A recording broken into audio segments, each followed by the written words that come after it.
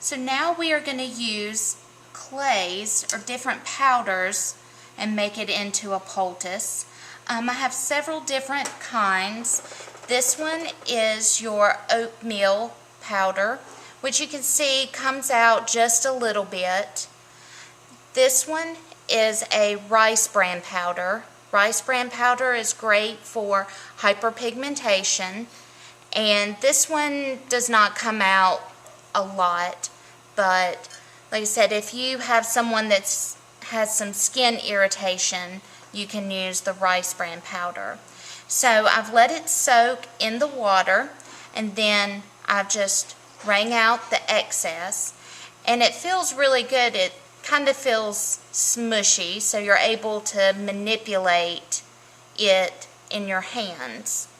So if I had a client that had some skin irritation, or let's say they had a lot of hyperpigmentation, and I've done maybe a lactic chemical peel or something on their skin, I can go with the rice bran and just kind of calm down some areas, because rice bran is good for calming the skin as well. It's also a skin brightener. It doesn't help to lighten hyperpigmentation, but it definitely helps to brighten the skin.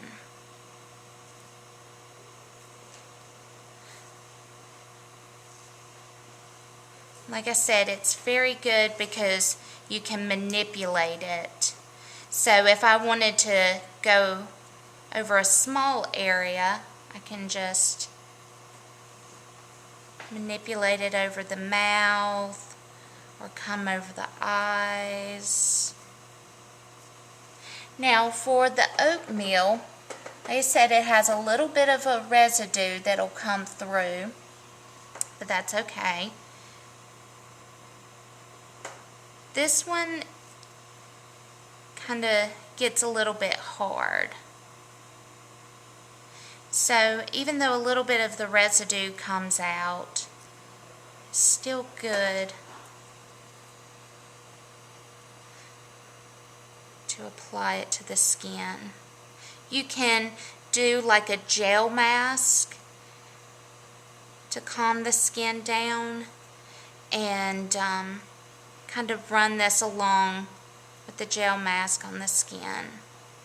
Like let's say you had someone that had a lot of acne, very irritated, dry skin, a lot of pustules, flaring acne,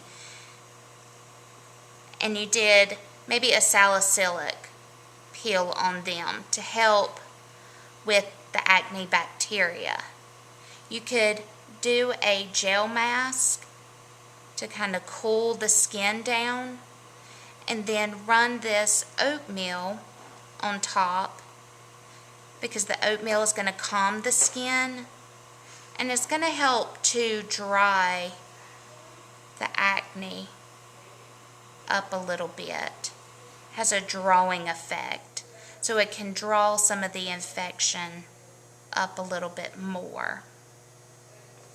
Okay, so we do have some smaller ones. Now this one is our coconut powder. Now coconut powder is great to hydrate the skin. And as you can tell, this is another powder that will come out a little bit. But let's say that the client had a lot of dehydration around the eye area. This is great where you can put on a nice eye cream and then do a nice manipulating massage under the eye. Coconut powder is really emollient, and it is great for dry skin.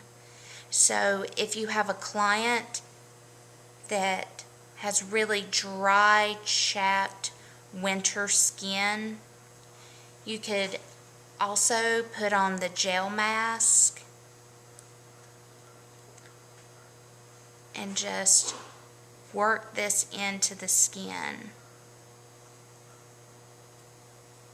And you will notice an immediate difference with the skin. You can tell how soft and supple it makes the skin. It's not irritating to the skin at all.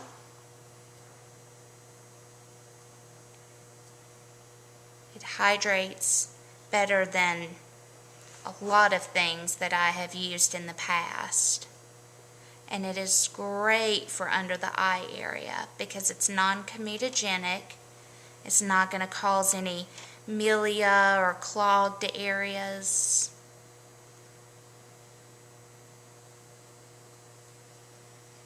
And you can tell afterwards that it leaves a nice, very soft, supple film over the skin. And it feels a lot more plump. Again, here's more of the coconut powder. And you can use it as a bigger one. Like I said, make sure that you squeeze all of the liquid out because it can be irritating to the client to feel water drip down the back of the neck. And the coconut powder, this can actually be left on as a moisturizer.